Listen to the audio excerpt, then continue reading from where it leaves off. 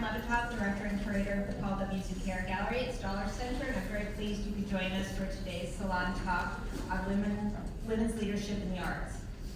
This talk is in conjunction with the Zuccaire Gallery's presentation of Artists as Innovators, celebrating 3 decades of NYSCA NYFA fellowships.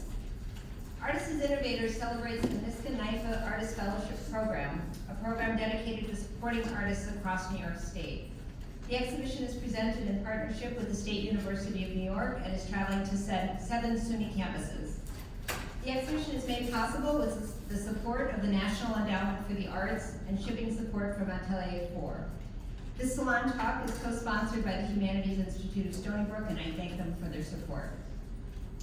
Today's panelists have each contributed significantly to the field of contemporary art as scholars, activists, artists, and advocates, especially for women in the arts.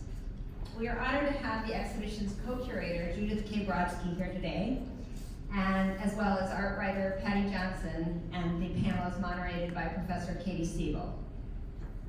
Katy Siegel is the Thaw Endowed Chair in Modern American Art at Stony Brook University and Senior Research Curator at the Baltimore Museum of Art. In 2016, she co-curated the exhibition Post-War Art Between the Pacific and the Atlantic, 1945 to 1965, with Okwang Laser and Ulrich Wims at the Haus der Kunst in Munich. Together with Christopher Bedford, she curated a presentation of the work of Mark Bradford at the United States Pavilion at the 2017 Venice Biennale, and in 2018 was co-curator of Odyssey, Jack Whitten's sculpture, 1963 to 2017, with Kelly Baum at the BMA and the Metropolitan Museum of Art. She is the editor of Jack Whitten, Notes from the Woodshed, The Hero in Paint After Frankenthaler, and author of Since 45, America and the Making of Contemporary Art, as well as numerous essays on modern and contemporary art. Together with Sarah Roberts of SF MoMA, she is the co-curator of the forthcoming Joan Mitchell retrospective. I'll turn it over now to Katy Siegel to introduce the other 2 speakers. Thank you.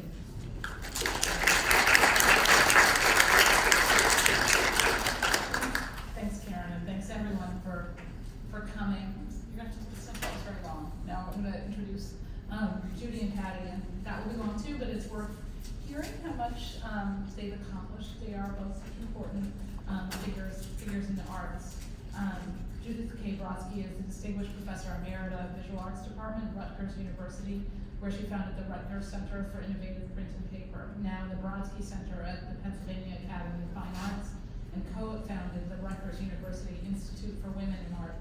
She's the immediate past NYFA board chair, a former president of the College Art Association, National Women's Caucus for Art, and the national president of Art Table, an organization of 1,200 women in leadership positions in the visual arts, which is where a lot of the networking historically has gotten done for women in the field.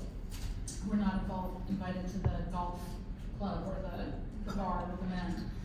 Brodsky received her BA from Harvard University, where she majored in art history, her MFA from the Tyler School of Art at Temple. Printmaker, artist, and activist who worked in the collections of 100 museums and corporations.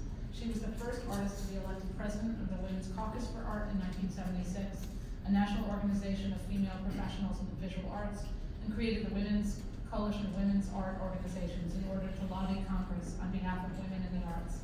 She has honorary degrees from Rider University, Monmouth University, and Moore College of Art and Design. She is the co-author of Junctures in Women's Leadership, the Arts, and is a contributor to the landmark publication, The Power of Feminist Art, in addition to several exhibition catalogs, including today's Artists as Innovators, which she co-curated with David C. Terry. Paddy Johnson is the editor of the forthcoming book, Impractical Spaces, and the founding editor of the contemporary art blog Art F City, which won the Village Voice Web Award for Best Art Blog in 2011.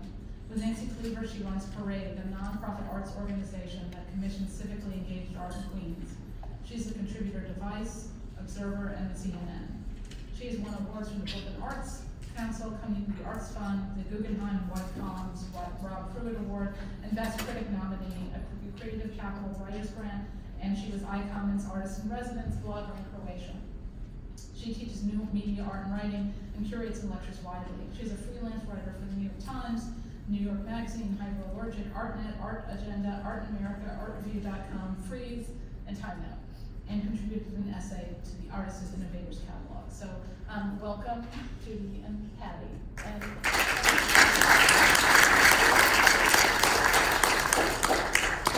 thank you. It's just lovely to be here. I've never been to this campus, and I knew a little bit about it, and it's just really been a pleasure to be here and meet people and to see all of you. I'm going to start out perhaps by telling you how I got involved in the New York Foundation for the Arts just really fast, and then I'll tell you a little bit about NYFA as we refer to it. I really come out of the feminist art movement of the 1970s. I got involved early in the decade. I was in my first tenure track teaching job at a small college outside of Philadelphia, and my department chair said to me, "The women of Philadelphia are doing something, and you better go find out about it." So when your department chair tells you that you should go do something, you do it because he has your future in his hands, or her hands, as the case may be. Anyway, so I joined this group of other young women who were just starting out their careers in the arts, and we put together the first big citywide festival celebrating women artists called Philadelphia Focuses on the Visual Arts. And we was very successful in getting all the institutions in the city to collaborate with us. That included the museums in the city, the college and university and art school galleries, and also all the commercial galleries. We also did a couple of big shows where we included artists from all over the country. We were so successful, we got sued by a male painter who said he couldn't get a job, he couldn't get an exhibition that year because all the galleries told him they were only showing women artists. We also got censored. We were showing one of the big drawings by Judith Bernstein, whose work many of you may know, and this was her classic series of the hairy screws, and they're giant drawings of phallic images, and we were told if we didn't take that out of the show, they were going to just take the whole show down. So it was my introduction to feminism. And I have to say that it was a wonderful introduction. I come out of feminism not only politically, but also intellectually. And the ideas that I discovered in feminism were so compelling, and I realized that a lot of the things I was trying to do in my own artwork kind of fell into place once I learned, some of the things that were going on connected with feminist theory. So, at any rate, that got me into the world of arts administration and political activity, because from there I became, as Katy was saying, the first artist to become president of the Women's Caucus for Art, which was established by the women who belonged to the College Art Association, who came to realize their discrimination. And they were, women at that particular point were already half the organization, or more than half of the organization. The College Art Association meets once a year. People who teach art history and who teach studio, curators, independent artists, people who run art centers, all belong to the College Art Association, and 5,000 to 7,000 people attend the annual conference. The Women's Caucus for Art was established and did the statistics that showed that even though 50% of the PhDs in art history were women, less than 10% of art history faculties included women. And for studio, it was even worse, and approximately 50% of MFA graduates were also women, and only about 3% of studio faculties were women. So at any rate, so I got involved in all of this, and I became very active on the political front, and that's what led me eventually to becoming involved with the New York Foundation for the Arts. And the New York Foundation for the Arts, which we call NYFA, has been giving grants to artists since the early to mid 1980s.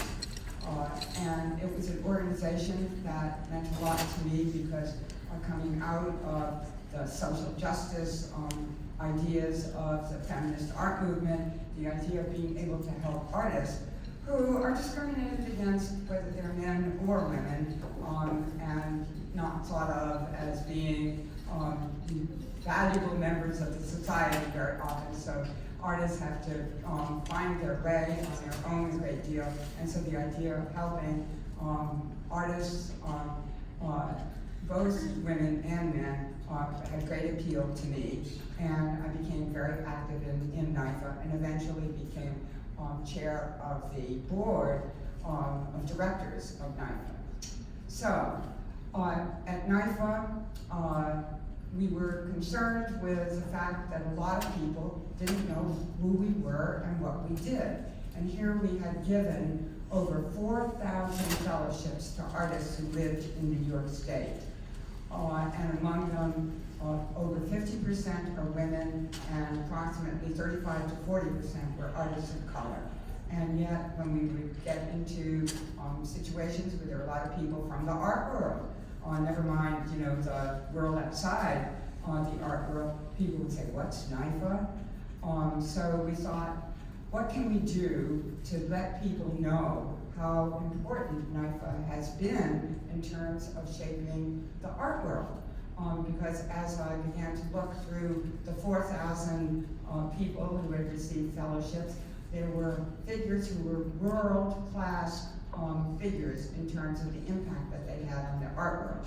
So I said, let's do an exhibition with some of these people, because it will be a way to show the world what we're doing at NIFA and help bring in funds that will enable us to expand our work, which is the whole point.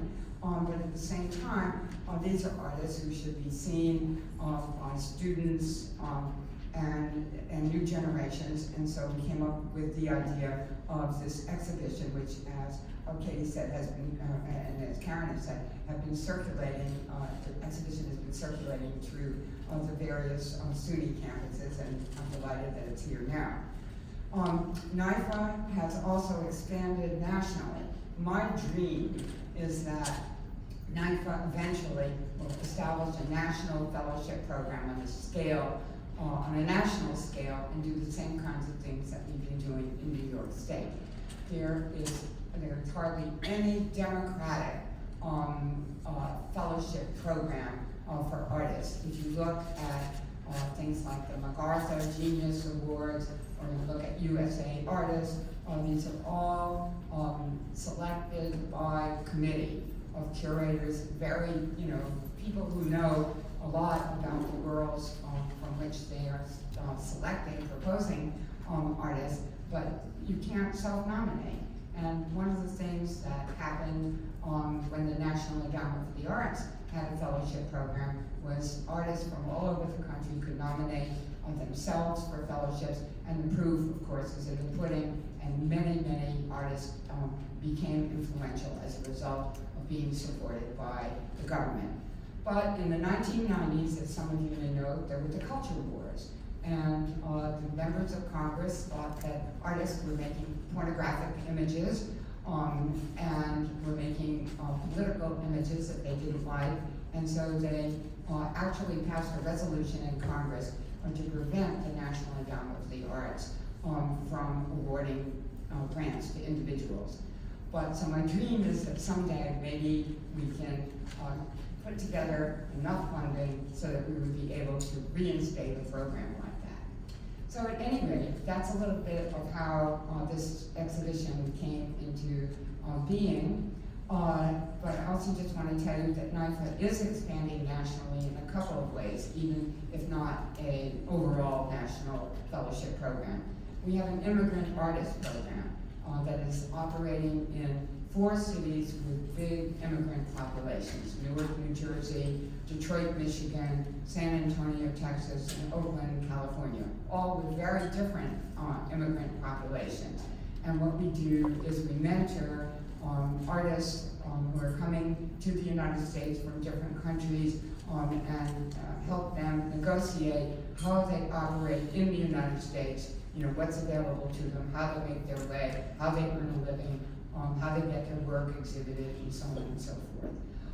And we're just about to start a program that will be a funding program for artists who are in financial need across the country. So those are two programs for individual artists, and the other thing that we have that's extremely valuable for those of you when you get out in the world and decide that you want a job in the cultural arena, we have the biggest classified website of any organization, and I keep running into people who say, oh, I got a job, with this institution or that institution to NIFA.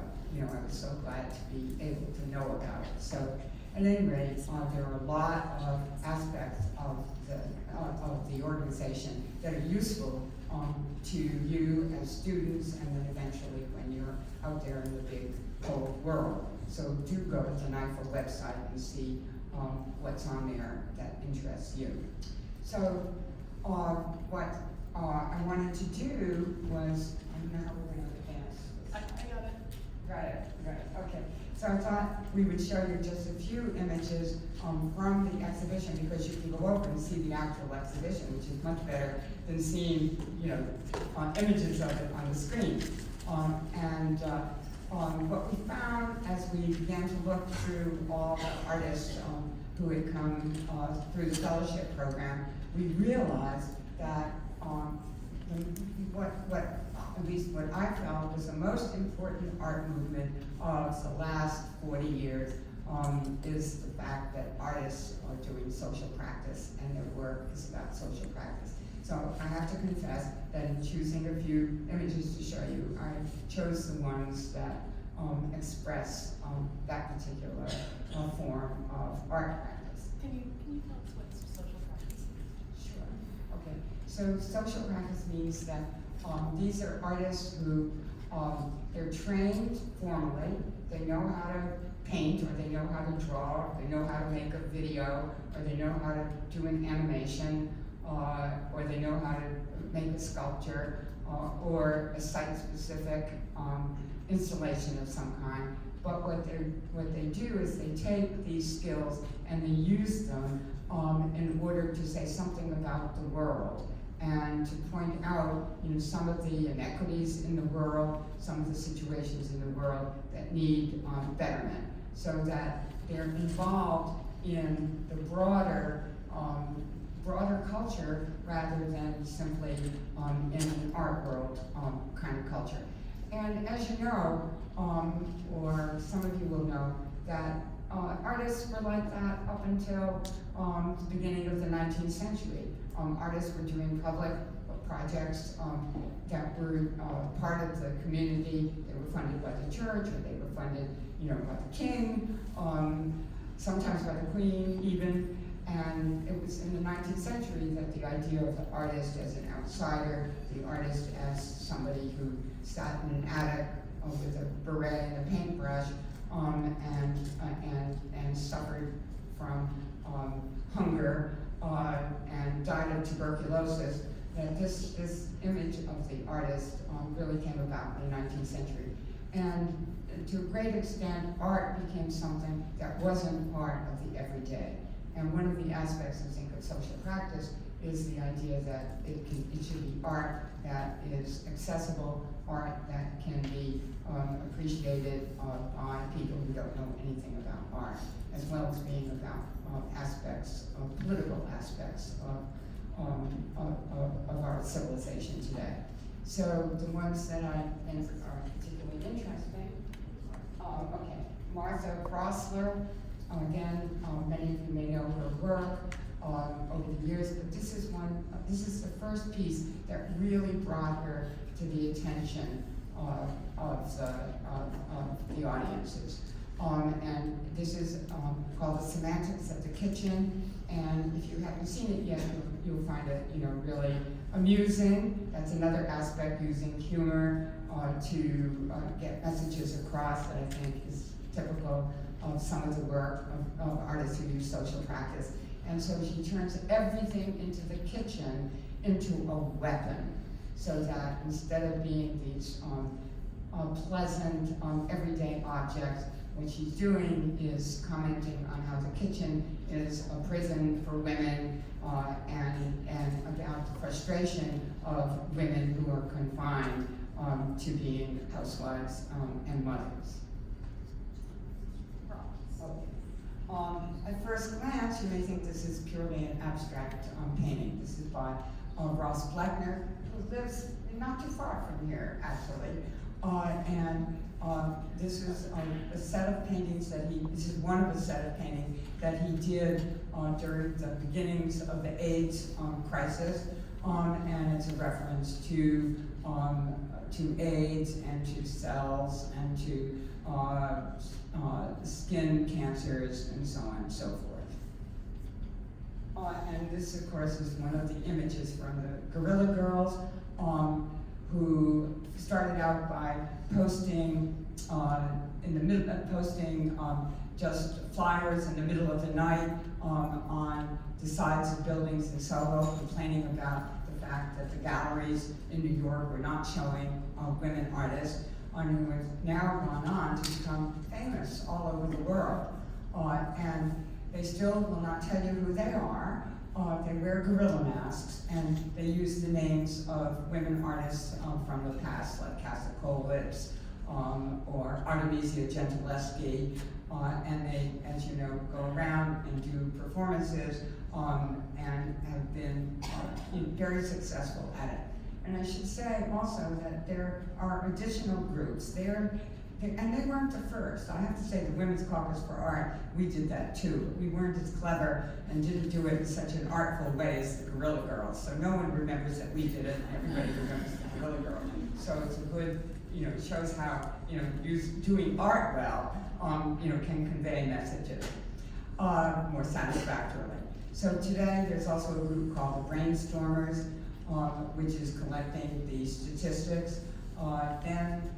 It is spread into other arts disciplines. So after we in the visual arts started doing it, the music people started to do it, and recently a group in San Francisco published a calendar, a group that supports women in music, particularly women composers, a calendar that featured 28 newly rediscovered women composers.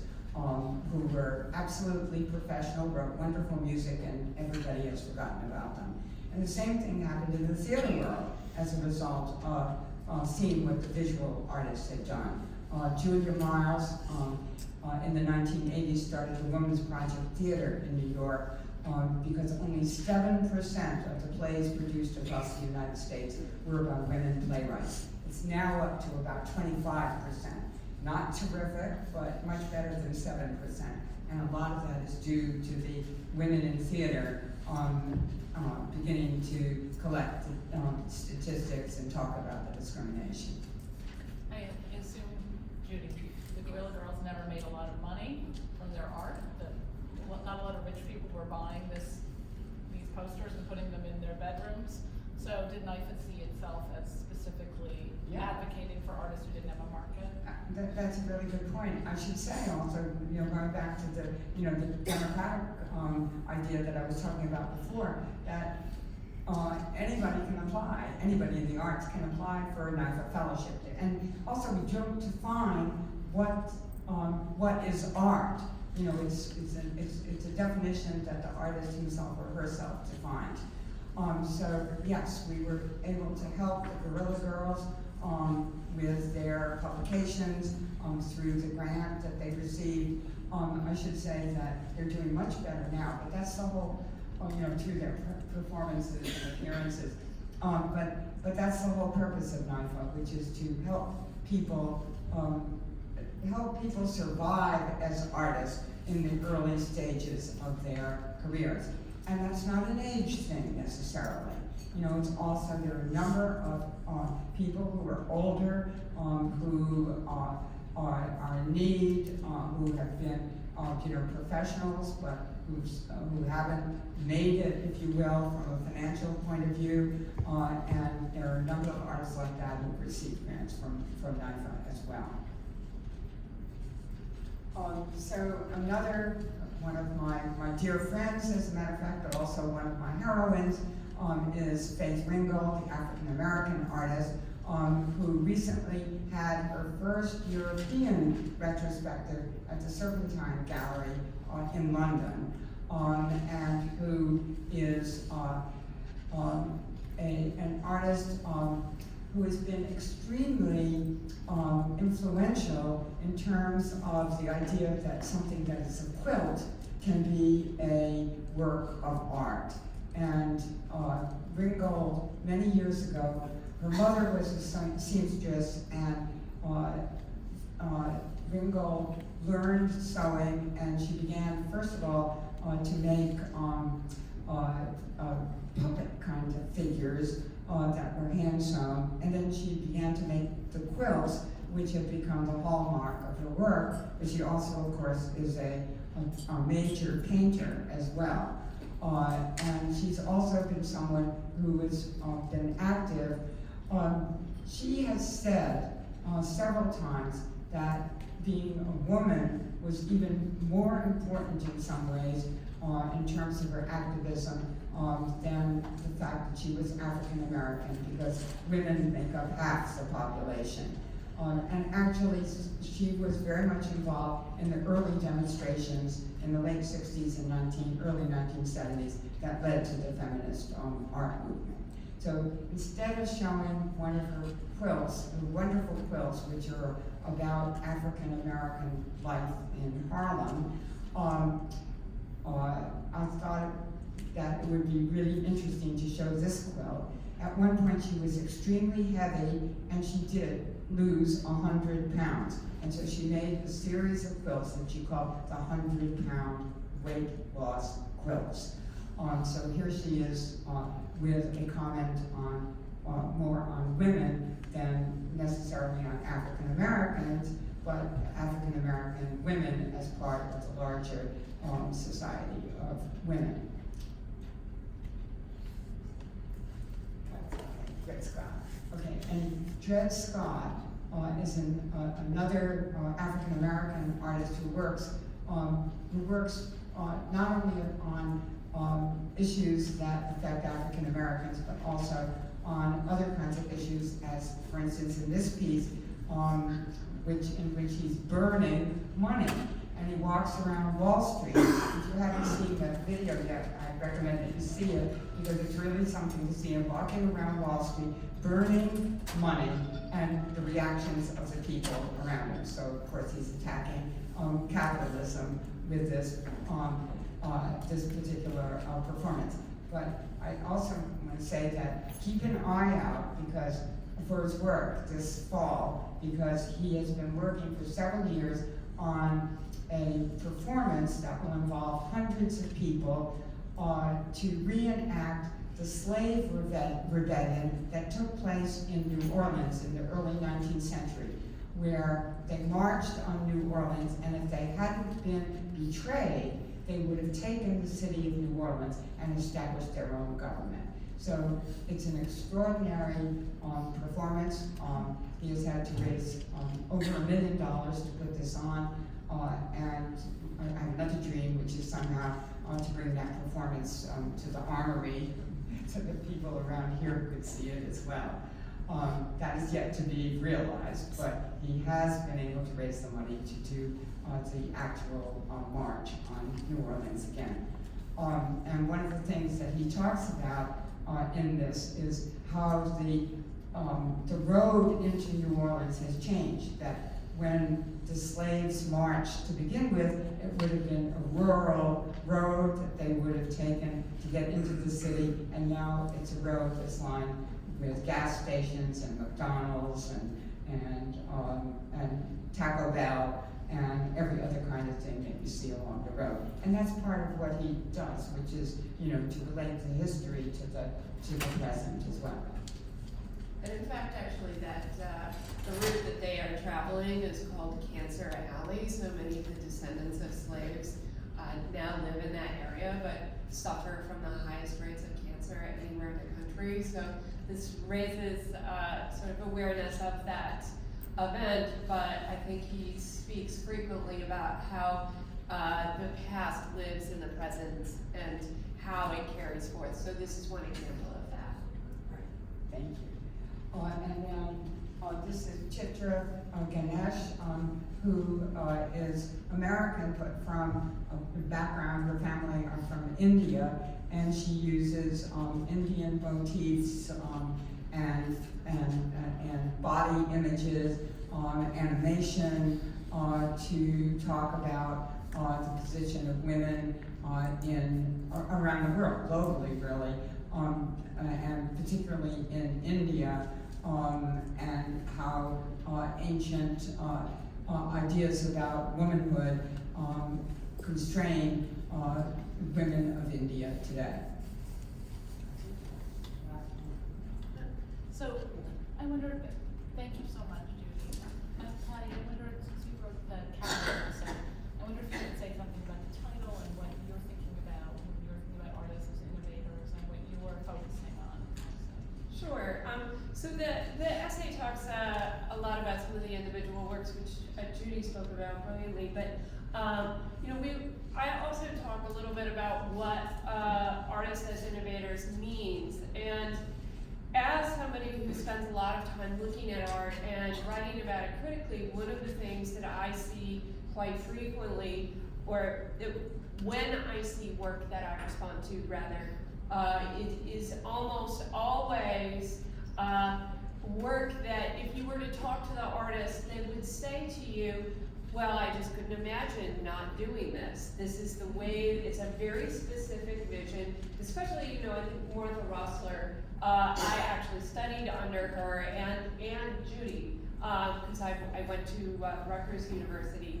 So, and they both taught there, but there's this idea that, well, of course you would make this, because this is just the way it is. And it comes out of, often what I see is it comes out of kind of limitations, right? So this is where I think NIFA is so important, because if an artist has too many limitations, they can't make anything. But if they have just enough, they can start realizing the ideas that they have. And so the kind of, I think, financial restrictions are obviously not ideal for artists, and we want to sort of try and fix issues of inequity sort of across the board, whether it's economic, gender, or racial. They all kind of need to be addressed, but there is also a kind of thing that happens, and you see this, I write about the tech world as well, and people in all creative fields talk about how limitations force creativity in a way, and that then can become a really powerful catalyst for great art making. And that's one of the things that I think is really demonstrated in this exhibition, and also demonstrates the important work that NIFA does. And also I hope anyway, that it shows to you that NIFA is for all of you. If you need a grant, if you need support, they are going to help you, and they can help, their platform can help you raise to the level of the artists who are in this show. So it's kind of, I think it's exciting, and hopefully, you will see it as empowering as I have. I think one of the things that's important about doing the show now and having recognition for NIFA is because there are so few places for artists to get grants and support now, but there's more money in the art world than ever, just like ungodly amounts of money, that it's really become an investment or asset class. And so there's less and less funding for sort of artists who are not in that 1% incredibly famous artists. And so I wanted to ask about that change in the art world and the art market since NIFA began. And Paddy picked out this slide of Fred Wilson, who's a great artist who was a NIFA artist. And makes very critical work, again, about museums, about exhibition making, about history, about the way that Black artists have been written out of history. But we're seeing him here in the brand new Pace Gallery, which is a 5-foot story, almost like a museum, somewhere between a museum and a shopping mall in Chelsea. Just this enormous art store. And Fred Wilson doesn't need a knife anymore because he's at Pace. But I wondered if you could talk a little bit about this new world and what's the role of nonprofits. Well, I thought this picture was really extraordinary for a couple of reasons. Now, how many of you guys have been to the Pace Gallery or familiar with it? Okay, so quite a few of you. So you've seen the shiny veneer. They had the slabs taken from Iceland, or I'm not sure where, but they're like volcanic. And like when I tried to go in the first time, I wasn't allowed in. I missed the press review. And they told me that like all I could see was the kind of shiny veneer and a spokesperson who was telling me all about how they had shipped in all of this stuff.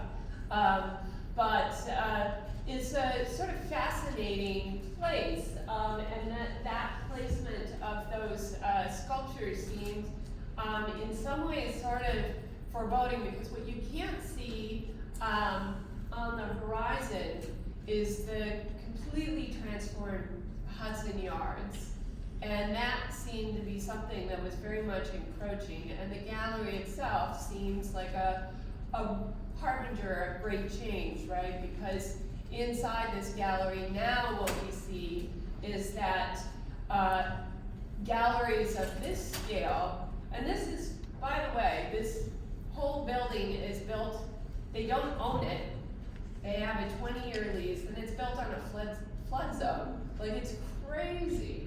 But this building also, represents an enormous amount of wealth, and it seems to kind of be taking on the role of the museum.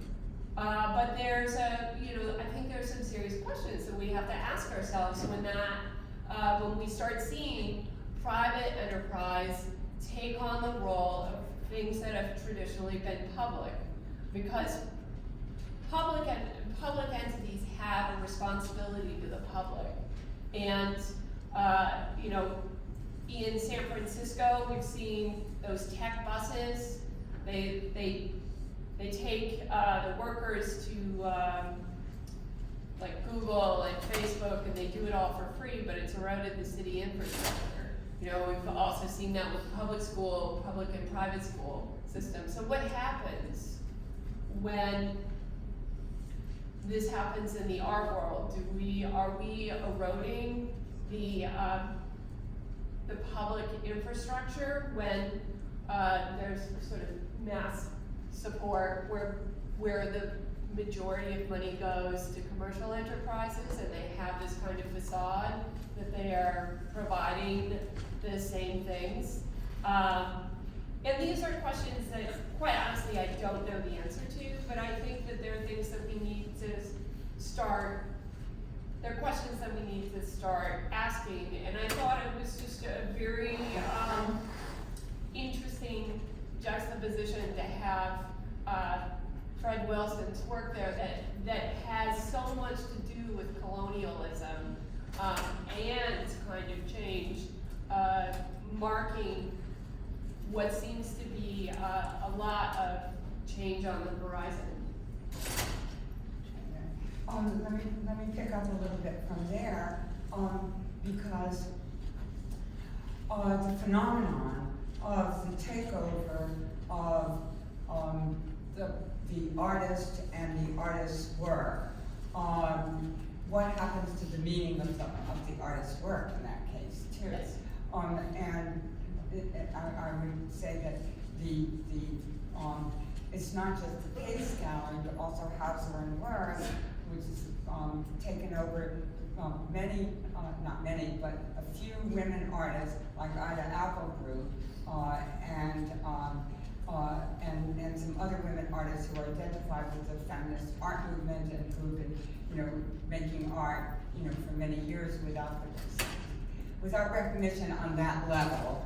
And so it's the same kind of thing that they're doing. So the question is whether it, kind of takes away the edge, from what the artist had in mind to begin with. So it is extremely problematic, but I also want to say that it makes a bad situation worse because that was also true of museums. We're going to talk a little bit about the Museum of Modern Art. I don't know if we can get to I think we'll get yeah. there. But museums also, and critics as well, have shaped our attitudes towards artists and the art that they're making. So it becomes even a situation that's even more complex when the galleries take over, as Paddy is saying. What does one do? I don't know either. Do we go back to a smaller art world where there were fewer artists? I mean, that was the case until fairly recently. It was really after World War II that universities and colleges created studio departments and expanded the population of artists to an extent that doubled or tripled or quadrupled the number of artists that were here, say in the 1930s or earlier. So at the same time, that expansion also meant, I think, a quality of art across the United States that was very exciting and wonderful. So it's really a very difficult situation to try and fathom out what to do. But I just want to say that some institutions also have been wonderful. Here's Paddy, who went to Rutgers. Here we are at Stony Brook with Katy and Karen and others, women here who are teaching. If you looked at universities and colleges, say in 1970, which is 50 years ago, when Joan Snyder was at Rutgers in an MFA program, and all her instructors were male. So how can a woman expect to become an artist and be successful if she doesn't see models? So at that time, Joan Snyder established at Rutgers the Women Artists Series, which I've been involved in curating for a number of years. I no longer do it, but had a couple of decades of doing that along with my colleagues, and with the idea of at least showing to students that there were women artists and that they could think in terms of becoming an artist and being respected for being an artist.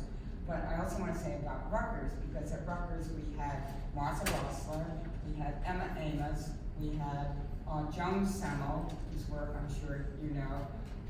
We had a collection of feminist artists who really attracted students like Paddy to come and study at Rutgers. I'll never forget one time, one of the male MFA students came up to me and said, "Oh, I wish I were a woman. You're having such a good time, all of you, talking about these things." So we really, had an impact that we didn't realize at the time was happening. So something else that people are talking about in this moment, museums are exhibiting artists, there's so many shows of artists who are women. For 2020, which is the 100th year anniversary of women's suffrage for the vote, so many museums are doing exhibition programs around women, and yet recently published was this information that of the percentages of women artists that are actually being acquired by museums, and it caused quite a stir in the art world. I know, Paddy, what you thought when you started thinking about the actual percentages of people being collected and versus the advertisement, like about where have we come, or? Well, I guess first to state the obvious, this is not good. These numbers are bad. But I think beyond that, to me what that kind of when I look at, or when we all look at who is sort of, who has the most money, it tends to be white men, and it also tends, that has an impact in terms of who has influence in the art market.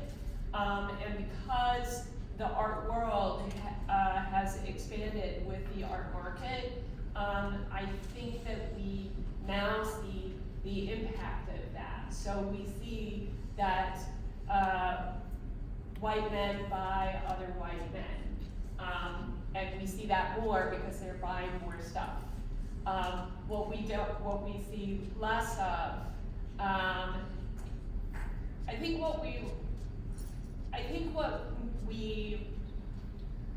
these studies exclude a little bit, because they focus only on the market, is they exclude some of the places where we have made progress. So I think there has been progress in terms of the diversity at educational institutions, for example. I think that we've definitely seen foundations, particular like Ford Foundation in particular has been doing a lot of heavy work that doesn't really get reflected here. So there's, with I think the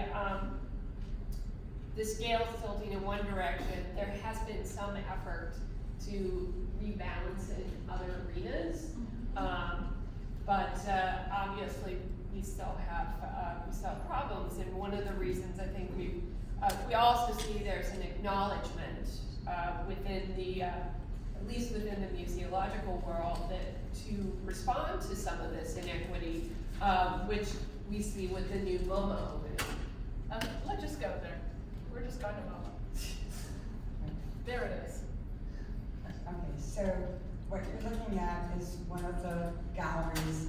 You all know that MoMA was closed for 4 months in order to finish building the new galleries, and that what was even more exciting than having new galleries was their declared policy, and it made front page New York Times News, that instead of following the same emphasis on white male modernism, that they were going to revise their policies and show women artists and artists of color, and also artists from countries other than the United States and Western Europe. So that was extremely exciting to those of us who've been in the trenches for so long. And I really see it as being a triumph of the action and all of the discussion that we've had over these years. And I also think that, in general in the society, if you take the Me Too movement, I think that's been really important in terms of raising the image of women, the status of women.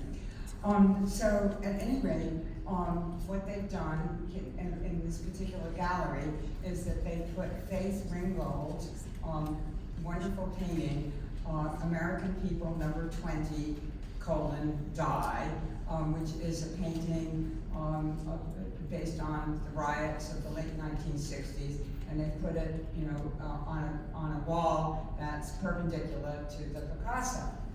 Now, what is the relationship between the two? In a way, you can see a formal relationship, the figures.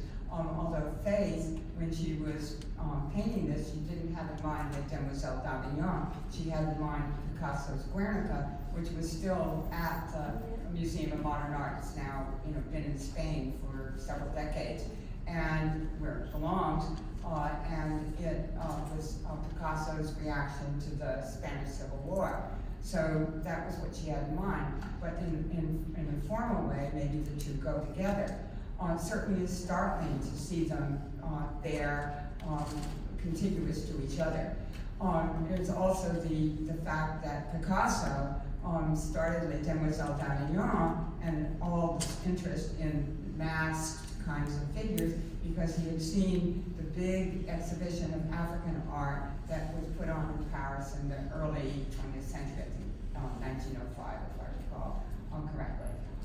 So there is a relationship, if you want to see it that way, between his use of these figures that relate at least somewhat to the African image making and then face. But there's another question that arises from this, which is they're going to change the exhibitions around every 6 months. The question is, what will they do with the face ringo? Certainly, they will, as they seem to have indicated, they will keep Les Demoiselles d'Avignon. Will they keep the face? Where will they put the face ringo? What are they going to do? Are they going to manage to really move away from, the patriarchal white male-centered art that they have been promoting for the last for the second half of the 20th century, and will they really come up with some configurations that will be new and that will reflect the kinds of art history that we all have come to at the end of the second decade of the 21st century. I just wanted to add to this, and I was actually talking about this over lunch, but one of the lesser spoken about or written about pieces in the arrangement at MoMA was the Koonings, because they have a de Kooning woman work. He's the abstract expressionist, and beside that, they now have like a Lee Krasner, and I think there's a Joan Mitchell nearby, and there's a bunch of women. And I thought that from my perspective, this was a huge triumph, because what you finally saw was how gendered the language really was when describing the work of William de Kooning, because it was always described as this hugely violent, masculine, muscular type approach. And what you saw was that the paint, you could really see juxtaposed next to the women painters, that the women really painted very aggressively. His work, I think the paint was applied a little bit more delicately. And so what that taught me, and I hope other people see it too, is how we really use gendered language to describe gender rather than the art, because sometimes that's easier. But it's right out there in the open now. So that to me seemed like a great example of how wonderful that curation can be, and how there hopefully are more opportunities for those types of juxtapositions to happen, because there will be that kind of turnover, as you say. Although, of course, it comes with other issues like the ones you pointed out. Right. I want to go back to collectors for a minute, because I think that the Perez Museum in Miami is a wonderful model. Mr. Perez gave a lot of money to rebuild the Perez Museum and to rename it. It was the Miami Museum or something like that. City of Miami Museum or something like that. And because he gave a lot of money and also gave a lot of his collection, it is now the Perez Museum. Now, it is a mainstream museum, meaning that it's not, an ethnic museum, but Mr. Perez is a Latinx collector, and his collection is Latin American and Latinx artists. So that is a major focus of that museum. So the fact that there is a collector who's wealthy enough, who is Latinx, has changed that institution dramatically.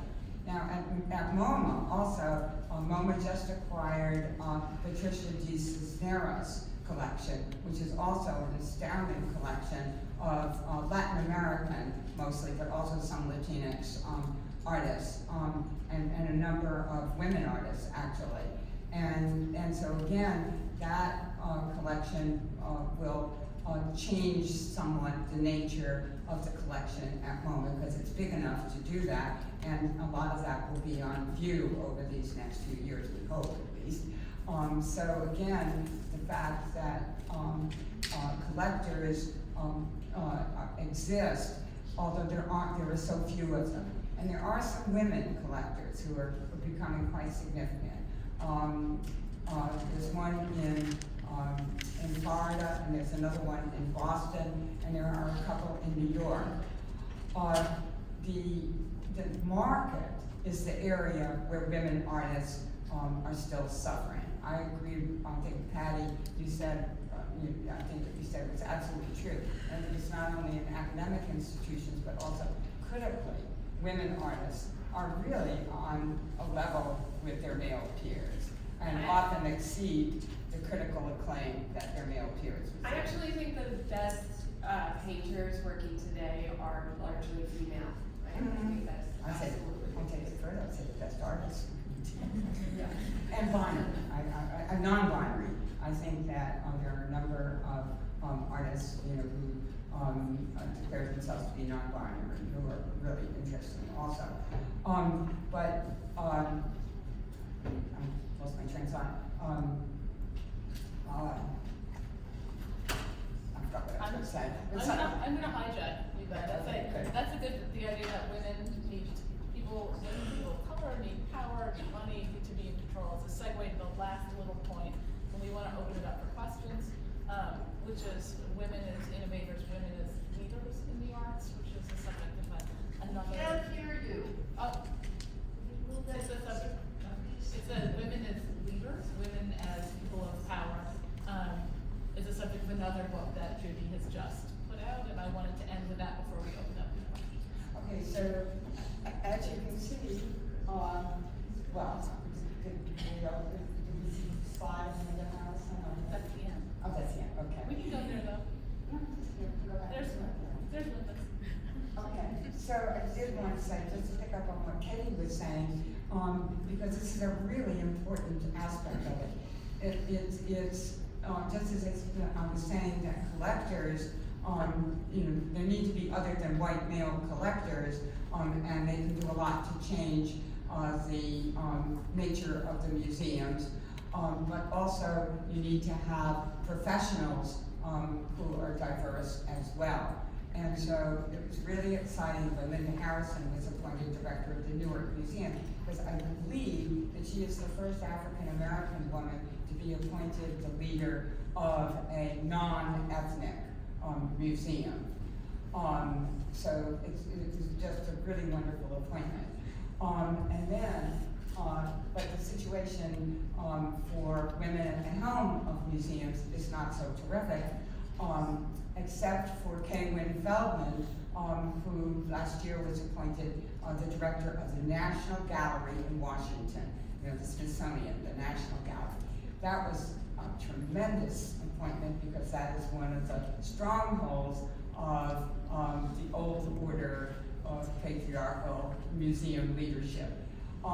But what did people say? She got they criticized the appointment because she was a woman. Picking up on Paddy's point that that the society tends to think in terms of gender stereotypes rather than thinking in terms of what the abilities are of the person who is appointed someplace. And there were some terrible articles about the appointment and how it was just political correctness to appoint her rather than appointing someone who had the background to do the job. And as you can see from the slide, she was an amazingly effective director of the Minneapolis Museum. So I think that there is hope. I think that we will see change that goes further, but we still have a way to go. Thank you. Thank you both. Other questions?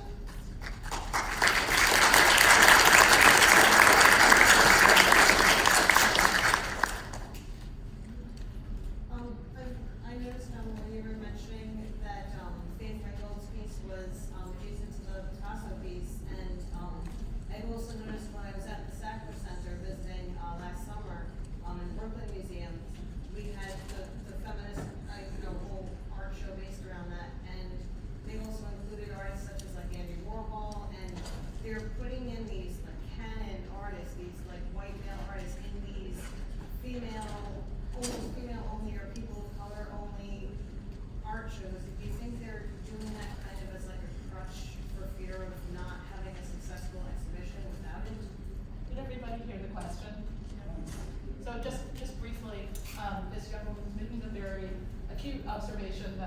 Sackler Center in Brooklyn, other installations that emphasize women or people of color, that there'll be canonical artists like Warhol or Picasso stuck in there, and is this a crutch to keep people happy? You want to start, or shall I start? Well, wait, this was at the Sackler Center? Yes. Do you remember? I didn't actually see that show. Last so it's kind of hard to spring. There's a major Guerrilla Girls piece there. You mean outside, they had a little bit of picture of Warhol and something else? Yeah. Not within the Sackler Center though. Yeah, he was included within the Cypress. He was in that exhibition. I think there can be historical, and I didn't see the show, there can be historical reasons to do it and say, you know, people are in conversation across different identities. They're artists, they're talking about painting, or talking about imagery or whatever. I think it's absolutely true that this is a conversation inside museums and behind closed doors. If we put away the Warhols, is anybody gonna come? If we put away the, you know, Glenn Lowry said it about Mona. If we put away the cop, we're never gonna put away Starry Night. You'll never come here and not see the cop. If we put away that stuff, people won't come. Yeah. I feel like kind of on that same topic, people might necessarily think that's a criticism, like, oh, like you're putting Warhol in it so people will come.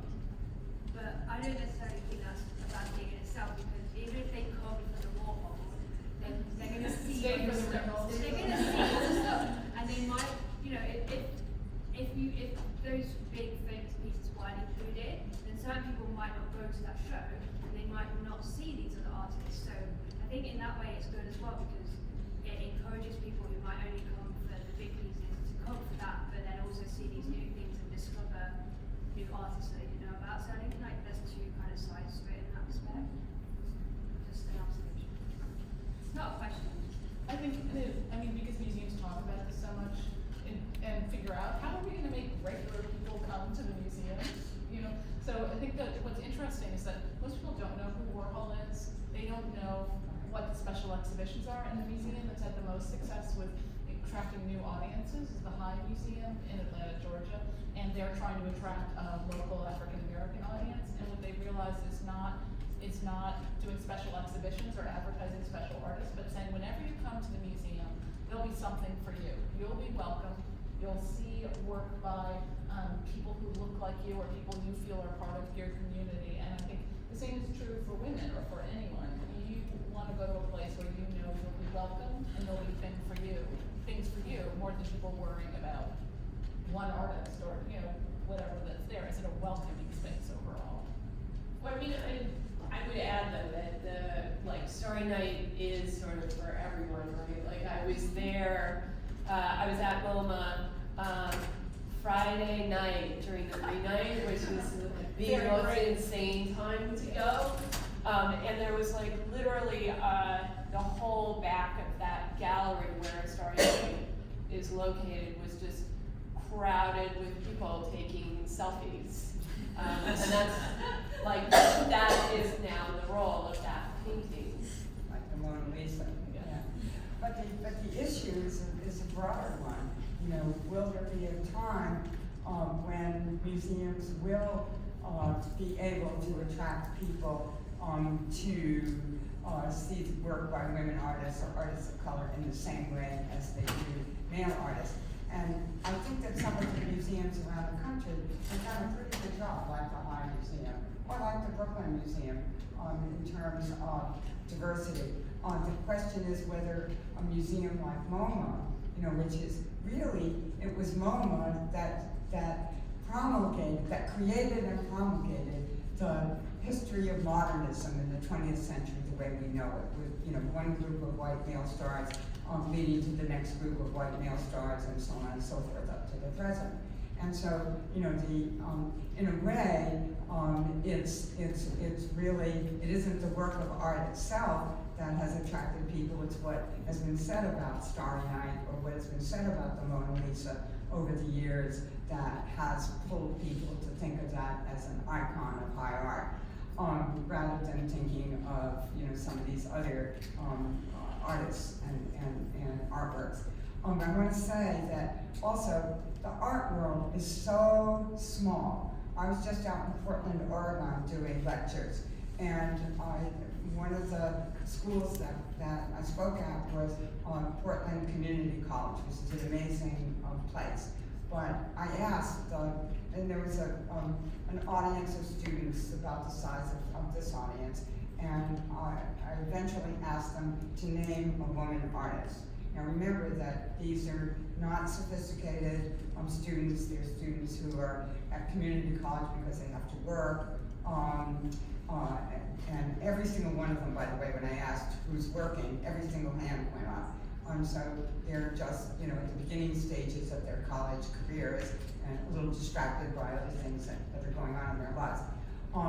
There was hardly a student who could name a woman artist, but also it was interesting to hear the male artists that they named when I asked that, which was Leonardo da Vinci and Michelangelo, and that was kind of universal. And Van Gogh, they did name Van Gogh also.